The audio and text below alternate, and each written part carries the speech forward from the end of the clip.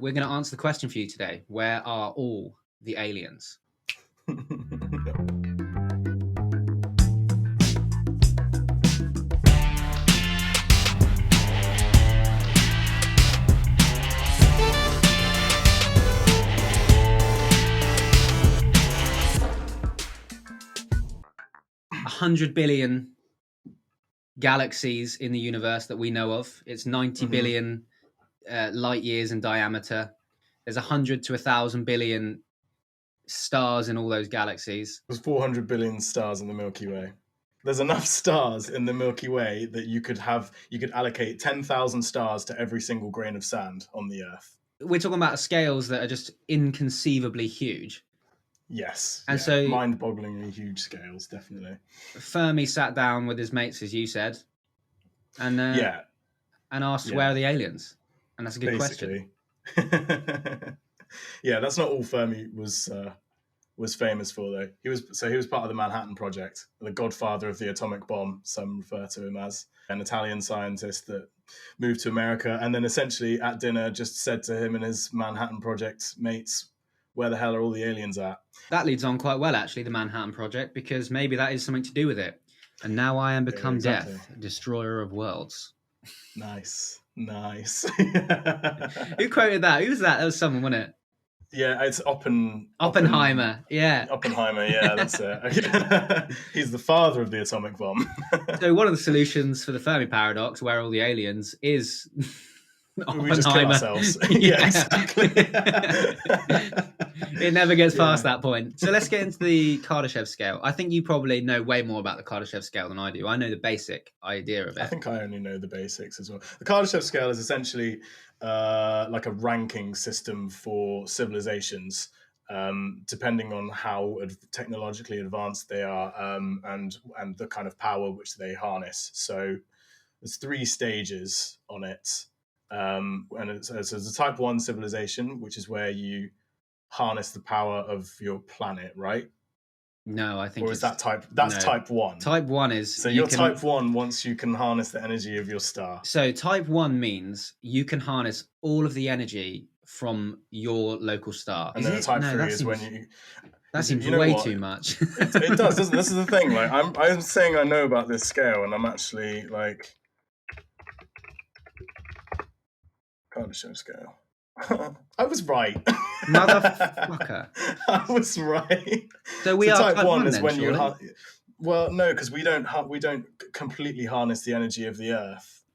Okay. We're on our way to. I don't actually understand what you. How are we not type 1? To be. So is that you can? I guess that would. So type 1 would be you can harness all the energy from the planet you're on. But I guess that would also mean I guess that would also mean you could control the weather and things like that. I guess that would be complete power.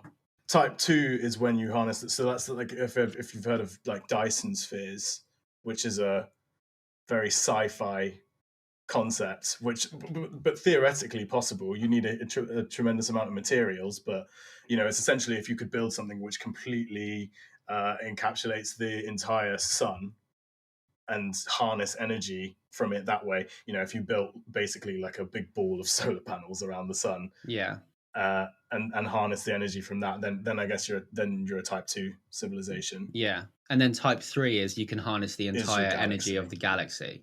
That's right. Yeah, which I don't even know what that would look like. No, I mean that would be like. I mean, there's no point even thinking about it, is there? I think if we were to come across a type 3 civilization, we potentially wouldn't even know that we had. Well, you'd get sucked into their energy. Yeah. They'd be so far beyond anything that we could comprehend. Yeah. Maybe that's the thing. Is maybe a solution to the Fermi Paradox is the zoo theory. We were already like an experiment or something for a higher category civilization on the Kardashev scale. So like a type 3 civilization, essentially, like in Star Trek or something, where they just leave primitive life alone, the prime directive or something, I think they called it.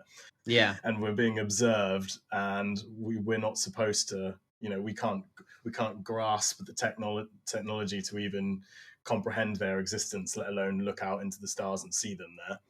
I had the universe. I heard a really fun I can't wait to hear your thoughts on this. This is a solution for the Fermi paradox. So imagine there's a civilization millions of years ago that invent AI and invent non biology life, so non-biological life, and so they've got robots that are like capable of thinking, and they give it the directive, like an AI, the directive to go and populate the galaxy. And so what this AI does is it just goes out and looks for signs of life. So anything that's emitting a signal from planets, like, we're here, come and find us. And it goes there and just destroys those planets. So anyone with a high enough level of intelligence to know they exist would either be destroyed or would be intelligent enough to know not to put out a signal to say they're there. We're talking about, it's called berserker probes. Berserker probes. Yeah. And so that's why we never see any signals from anywhere, is because they're either gone or they've got to a point where they know they shouldn't put out a signal. Yeah. And so that brings us on to the great filter, actually. So maybe if you essentially look at life as having hurdles that you have to jump over. So the first hurdle would be life coming into existence. So, because they estimated that life came into existence on Earth 3.5 billion years ago.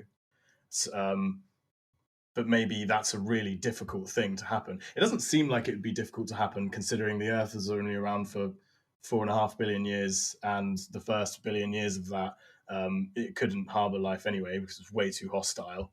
And then so as soon as life could exist, it did pop into existence. But we don't know why that happened. So potentially one of those great filters is that life is actually really, really rare, even when the conditions are right.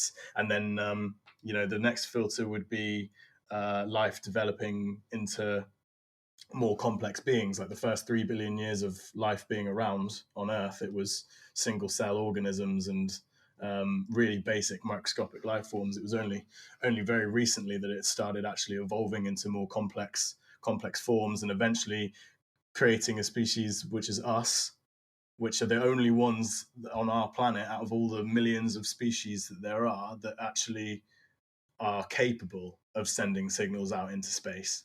So that would be another filter in itself. And then the more worrying, morbid filters are maybe we haven't crossed the hurdles. Maybe they are actually in front of us. And so I guess those berserker probes would be one of those filters. So as soon as a civilization is advanced enough that it starts sending signals out into space and starts being picked up on a galactic scale, maybe that is then when they're wiped out. Yeah. So that's all yet to come for us. Fun stuff. Yeah. I think the great filter is nice if you think of it in terms of steps. So each step you've got to jump up to get to the next level. And so it's, what is the step that you can't get over? Because there's got to be a point, because otherwise you would think have spotted life through telescopes. So I guess the idea is that somewhere along the chain of events, there's something that's so close to impossible or is impossible. This is why I think the filter is in front of us. Yeah. Because everything we've seen so far doesn't show any signs of being impossible. But if something was even 99% impossible, 1% possible, with the billions and billions and billions of options, that 1%, there'd be loads still there. Yeah. So it's like, it would have to be impossible. There's got to be something in front of us that's impossible. That to me is the paradox. Is like, if it's behind us, the impossible thing, then we should see loads of people and loads of other civilizations out there. Exactly. But if it's in front of us, that would make sense. Unless there is something that, unless just life really is that rare. Like you say, though, it doesn't seem like it would be. The fact that as soon as life could exist on Earth, it did, makes you think that it's quite easy to come by. It should be relatively prevalent. So yeah, but then I feel like if the filter is in front of us, we're kind of on that point where we would be noticeable. So it seems unlikely to me that there would be zero evidence of of galactic civilizations out there had they reached a point where we are now. We've got like SETI, the search for extraterrestrial intelligence, and they've been actively engaging in sending out signals for the sole purpose of letting other civilizations know that we're here, which is cool but scary. Yeah, like, you guys, have you got everyone's permission for that? Exactly. Maybe you don't want to be like putting out a big signal like we're here, but we are leaving a trace essentially right now. We're leaving a trace. We're shooting out signals which will be traveling through space for millions and billions of years. And you'd think that if the filter was in front of us, we'd be picking up those signals by the other civilizations before they're wiped out. Yeah, but then I guess there's the element that those signals are direct, aren't they? So Mm-hmm. At what angle are they sending it? Because space is 3-dimensional. Are they That's the thing. How accurate, would those? And there's also, I guess and we've only been listening for 50 odd years. Maybe there was civilizations billions of years ago, and they sent them billions of years ago, and they were less than that billions of light years away. So those signals came and went, and we were never here to hear them. That's assuming as well that they'd even use the same, radio waves and things that we use. I mean, and actually, there was actually only a very, very small period of time which we, because when we first started broadcasting TV and radio signals, they just pulse out from the planet and travel through space, and so those were but then we become increasingly more contained now using satellites. We beam things directly to satellites back down to the planet. We're much more silent now than we used to be. So the time period of when we invented these signals and just started like broadcasting them and then picking them up to now is actually a really small time frame. So I guess like it is quite unlikely that you'd pick up those signals from another intelligence if we moved past it so quickly, because now we're not really broadcasting that much into space apart from the things that SETI are actually actively sending out. Otherwise, we're quite quiet, I think. But I think that goes into it as well, as we've only been attempting space messaging and space travel for a relatively short amount of time. A tiny portion of time in comparison to the time that the Earth's been around and that we've been around as humans. And to get us to this point has taken quite profound advances in technology that maybe aren't that common. Maybe not every planet has an Einstein. Yeah, of course. Yeah. Like maybe not every planet develops maths. Like there could be like common factors in life, and there could be creatures like us that walk around with pointy sticks, but if they never develop maths as a concept, how are they ever going to get off planet? Because that's like fundamental basic stuff to be able to ever get to the technological advancements that we've got to, and that is I'd never come up with that. No, exactly, and it's kind of, I guess that's maybe a bit naive of us to assume that other life forms out there, like when you look at how we, like I said before, compared to all the other animals, all the other species on Earth, we're the only ones that can even come close to grasping maths and the laws of physics and then manipulate them to better ourselves. We're the only species that can do that out of millions. So out of all those places where life could be out there, who's to say that they would ever make it past being like cats and dogs levels of intelligence? Just basic. Well, even if they got to like primitive human and even if they had like farming and stuff, like there could be millions and mean, there could be like untold numbers of civilizations similar to humans that have Hmm. farming capabilities, but that's Yeah, not going to say that they can then produce rockets and laser beams and microwaves and X-rays.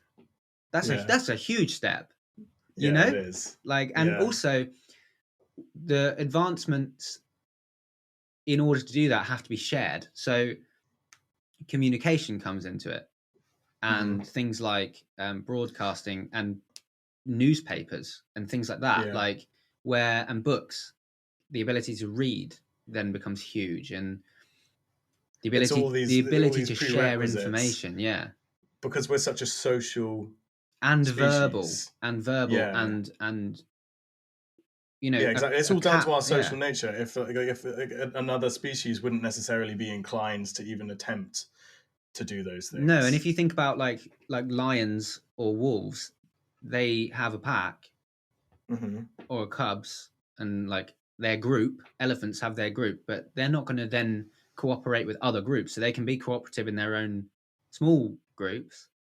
Yeah, Doesn't mean they're going to be cooperative with other groups or on a yeah, larger scale their entire species. yeah. We're hugely specific Yeah, in that. weird. Also, though, the fact that we advance, like throughout human existence was all relatively slow until recently. It's the rate of technology growth is exponential, Yeah, which would imply that we're kind of at the point now, or very near the point where that great filter would be. I feel. Do you know though? I think the great filter now, what it applies to. If you think nothing else of extinction level problems or things that stop life in terms of they're stopped in their tracks by death. Yeah. I think the biggest hurdle for us to overcome now for any advancements further on a huge scale, I don't mean in terms of like, oh, we can get to this and we can get to this, like the Hmm. next, automated cars and things like that, not too far away, getting to Mars, not too far away. But for large scale things, it's an energy problem. We don't have Yeah. the energy capabilities to do that. So we Hmm. need to become a type 1 civilization, which is like, it seems absurd, doesn't it, to even get Yeah. there? Yeah. It does. That's yeah. And We've still got a long way to to get to go. other portions of the galaxy, you'd need Yeah. to be type 2, basically, wouldn't Well, you? that's and that's even implying that that's possible. Because who knows? We make new discoveries all the time, and space travel as we do it now. If so, they say that if we could travel at even 10% the speed of light, which isn't very fast, but if you could travel that fast, we as humans could essentially colonize the entire Milky Way in a few million years. So that kind of implies that if we don't see, like, the universe has been around for billions and billions and billions and billions of years, the Milky Way has been around for God knows how long, and there is just no evidence of any colonization, and it would only take, a few million years is tiny on the cosmic calendar. Yeah, It's tiny. It really wouldn't take. I mean, it's long for you and me, but as a species, a few million years isn't very long at all. So maybe there is just some barrier in space flight. If you were traveling at 10% the speed of light, if you never, maybe the Alcubierre drive and things and actually warping space around you is impossible. Maybe you can't do those things, and maybe conventional space flight is what you're limited to. And if you're traveling at 10% the speed of light, one fleck of space dust coming into contact with that traveling at those speeds would be like the equivalent of, I can't remember what it was. It was it was like a nuclear bomb basically. If yeah, you hit something at that speed, which makes space travel just so dangerous, yeah.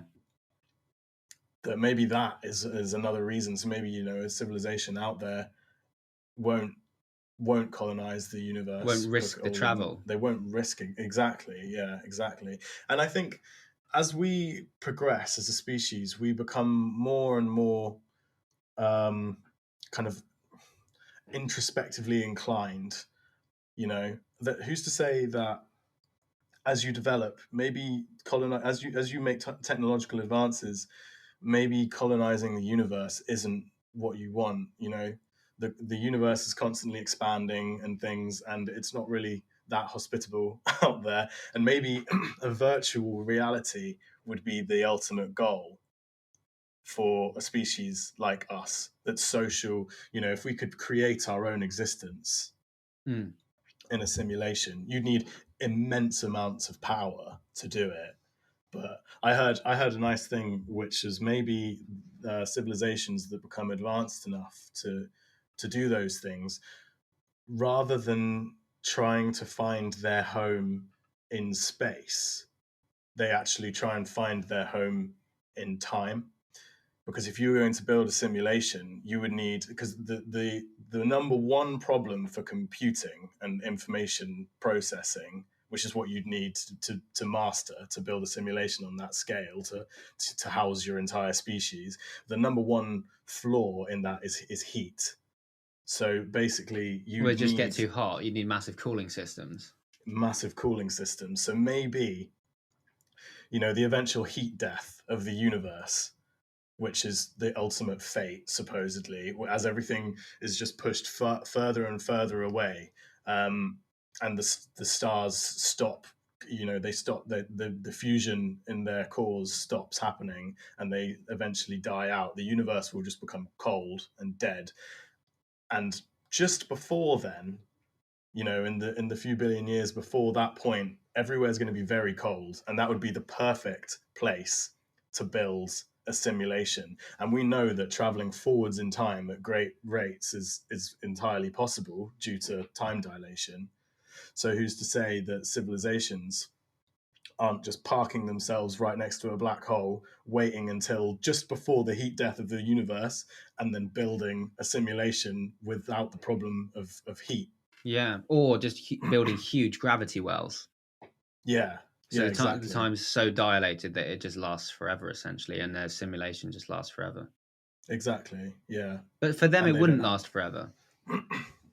It would just last forever in the context of the universe. Yeah, but it's just if you were to get yourself to that point and then build your simulation there, because who's to say in your simulation you wouldn't have full control over the rate that time is experienced? Yeah.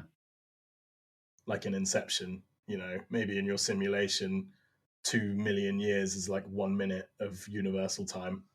Yeah. So I like that. Maybe that they're all just waiting until the heat death of the universe and just going to build some simulation, because, or maybe that is what we are. I know I always bring it back to simulation theory, but maybe that's what we are. Maybe we created the simulation for ourselves. Yeah. It's too much. It's too much. Maybe have other species. There's a really great Rick and Morty episode where Rick builds a universe to power the battery of his car or his spacecraft. And so he dives into his little mini universe to make sure they start working, because essentially he's using their energy, the energy they create by doing certain things, to power his car. Yeah. And so when he goes in and he gets them all working again by dressing up like an alien and telling them to work harder, he then realizes that one of his the beings that lives inside his universe has created another universe. It's done the same thing. And inside that universe, he's created a load of little beings that work hard to keep his universe alive. Yeah, exactly. So maybe we're just like 15 levels down on some dodgy scientists on an infinite chain. Yeah. Just in some alcoholic's flying car.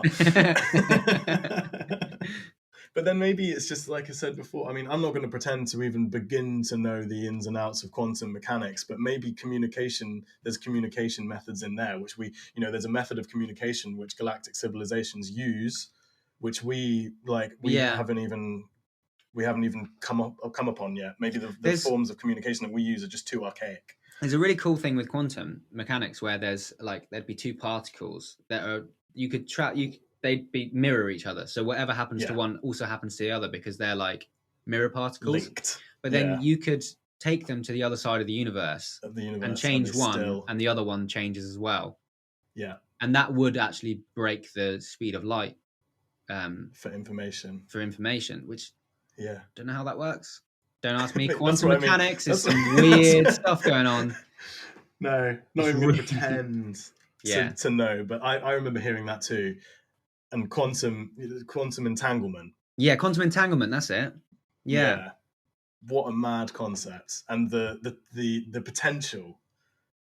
If that works the way that we think, I heard that people that study quantum mechanics barely understand quantum mechanics. Like that stuff is insane. Quantum mechanics, it's really weird. Everything's based on probabilities of action as opposed to, it's really weird. It kind of, I can't explain quantum mechanics. I couldn't either. I don't understand it enough to. Anyway, I'm not. I did it in A level, and it's just so confusing. I can't even. Yeah, you can't even probably begin. understand it a lot more than me. I just remember spending many nights kind of reading about that thing where it's like you angle firing it through like a pinhole. Yeah, and it makes and if it's observed, it shows you a different result to if it's not observed. Exactly. Yeah. If it's observed, what is that? What is that? Why does observing it matter? So it matters. It's because it kind of reminds me of that like Schrodinger's cat. No, so it's not. It's I know not it's quite not as, like it's not that, quite but as, it just reminds me of it's like if it's the cat. I know that that's nothing to do with quantum physics. Well, it just reminds me of that. It kind of is. It reminds me of having like a dead and alive cat until it's observed. It's both. Well, it's both. It's the probability of both. So Schrodinger's cat is kind of it makes the sense in the quantum mechanics kind of idea because it's a probability, and that's what quantum mechanics is. It's a probability. That's the only connection I made. But the reason that things are different if it's viewed or if it's not viewed is only because when you're viewing it, you are adding. Like you can't view it in a vacuum. You can only view it if you have, you can only view it if you're adding signal.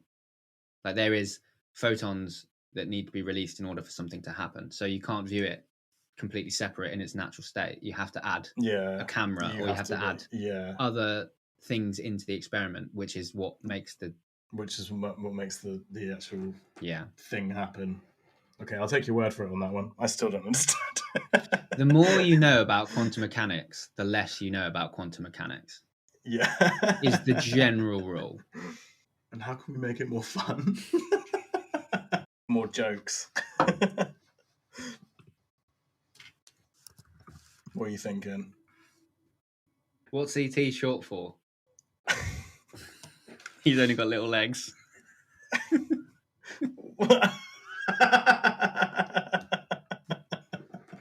You can look it up, alien jokes. All right. Why did it take so long for the alien to throw a party? Go on. It took a while to plan it.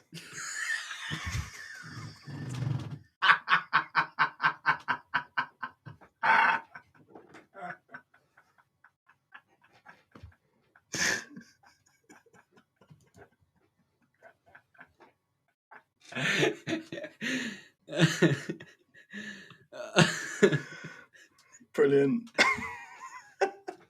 Deary me. If you factor in all the things that we talked about how specific we are, and so like the universe is going to go on for an awful long time. Yeah. And I guess in the cosmic calendar, like we're still pretty near the beginning. Everything is quite dangerous out there still. You've got like, what is it, like those gamma ray bursts which you can get from a collapsing star. I know it's like a cone, but like if you got one of those, like if a supernova, for example, if you had one of those a few light years away from us, that would completely decimate our solar system. If you had like a collapsing star that turned into a black hole and did this gamma ray burst thing, there's like a cone of lethal gamma radiation, which actually has the potential to completely sterilize an entire galaxy. Like that's how monumentally catastrophic those things can be if positioned right. Yeah. See, we're sat here worried about like Asteroids.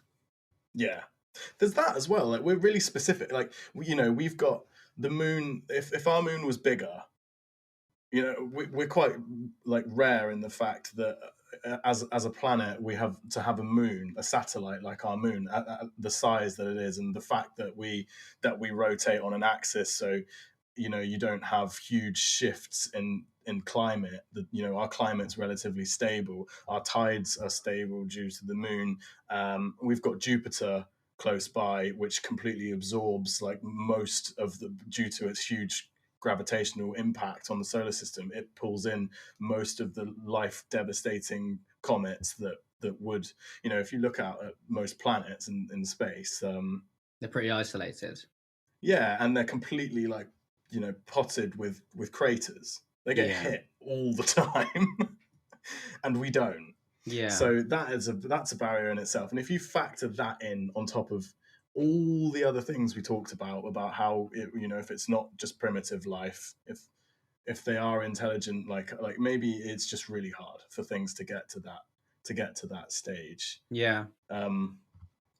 There's a star close by, Tabby's star or something. Yes, it's Tabby's star. Right. I should have more faith in myself. So that's a main sequence star. It's approximately like 1,500 light years away from Earth. And you know how we look for exoplanets is by obviously monitoring the star and looking for a shadow. Yeah, exactly, a shadow to come across it, and based on the size, because obviously an orbit, no matter what orbital plane it's on, trajectory. There we go. Yeah, I can't sort. It's not just me. It's not just Ben. Trajectory. You will see it because it's circular, so you'll always see it as it crosses the star. But Tabby's star, it's showing strange fluctuations in the light, which are inconsistent with planetary orbits. But so the light fluctuations in it are irregular, so it's not an orbit, but something is passing it at irregular intervals, and it's really interesting. And there's lots of theories as to what that could be. So they say that potentially it's just a planet that's so big we haven't come across a planet that size before. Think Jupiter, but many, many, many times bigger. And Jupiter isn't far off being at the size where it could actually become like a red dwarf anyway. So there's a theory that it might be this extra massive planet with rings, or that it might be a very large collection of comets. But one theory that I like is, because of the size of it, it might actually be a Type 2 civilization, or a civilization that's about to become Type 2 that's building a Dyson sphere. Jesus. Yeah, because because they're blocking the light from their star at irregular intervals, so it's kind of like something is going on there, but it's so far away. How far away is it? 1,500 light years. So this was happening 1,500 years away. Years ago. Yeah. Ooh. Yes. So and maybe the fact that they're also seeing us from 1,500 years ago. Yeah. Yeah. So exactly, they wouldn't. Which means so they wouldn't know. Wouldn't be getting our signals yet. No. So they wouldn't know what we're doing yet. No. But they might. No. In 1,500 years, go. Oh, interesting. Because we've only just been sending out our signals. And then we've still got to wait. And then if they could get to 10% the speed of light, they'd be able to get to us in 15,000 years after that. So maybe in 16,500 years, we'll see them. Yeah. And then maybe we'll be introduced to the galactic community, and all my sci-fi dreams will come true. So that's our hope for the future, guys. I hope you enjoyed the podcast. In 16,500 years, our great grandkids may well encounter the first aliens. And before that time, don't hold any hope. But that's where they are. We found them. They're on Tabby's star. Tabby's star. Mystery solved.